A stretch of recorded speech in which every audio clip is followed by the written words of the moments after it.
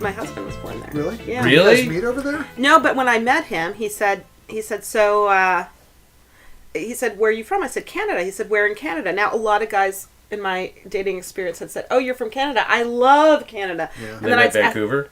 And then I would say, well, what do you love about Canada? And they'd have no follow-up. And I'm like, don't give me that line. So he says to me, I'm from Canada. And I was like, really? So I'm like, where are you from? He's like, from Hamilton. I'm like, no, there's no way that you, who are my age, and I'm meeting you at a synagogue event, and there's no way. We would have seen each other at the stockyards. Exactly. And so he said, no, I was born there, and then I left when I was like 2.5. Did he grow up in New England? He grew up in New England. Really? Okay. But he was born in Hamilton. Let's talk a little bit about when you met your husband. Okay. This is a nice segue to my topic for this evening. Uh-oh. First, I'll tell you why I want to talk about when you first met your husband. Uh-huh. Wait, but before I tell you why... I digress just a little bit more. I'm a little nervous because I feel like I'm going to open up a powder keg here. I was, the other night we were with some friends, not Jews, very not Jewish, who think it's hilarious that I have a podcast called Good for the Jews.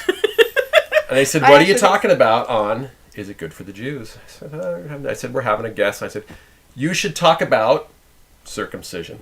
Oh. And I said, you know what? That's a good idea. And I said, what am I going to do with this? I'm going to guess which side Rabbi Ruth's going to come down on this.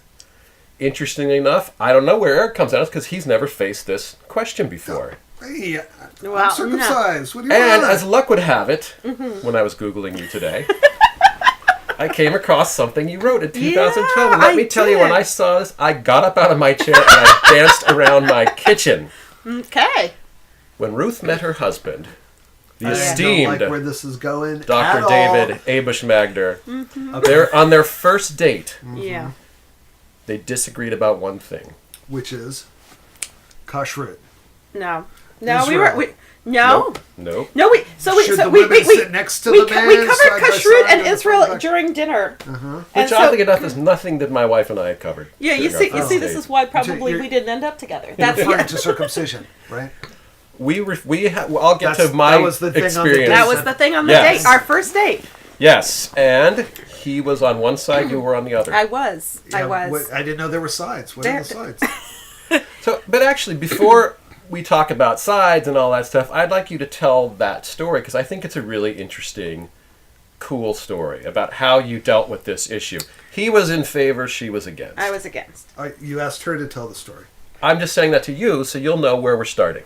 Okay, so do you want me to tell the story of the date, or you want me to tell you how we did what we did when our son was born? Tell us what you did, because the dates you met.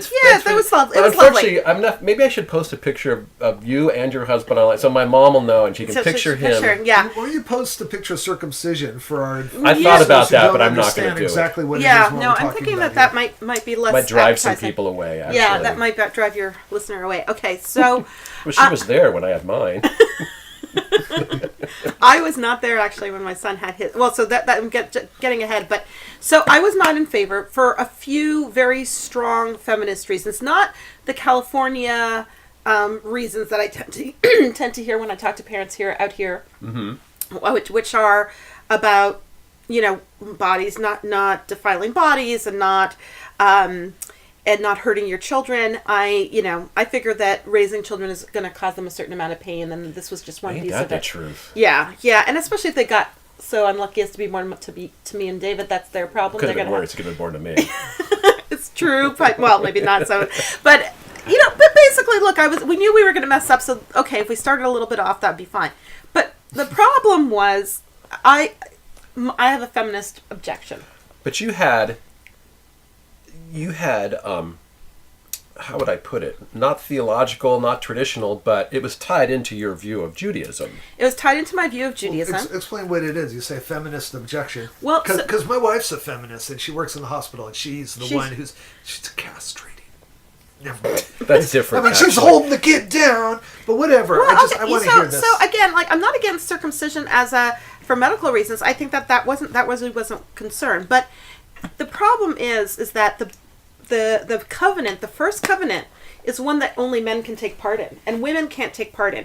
And if that's the covenant that's how you enter into the covenant, then that means that women are de facto always going to be outside looking in and pushing to get in.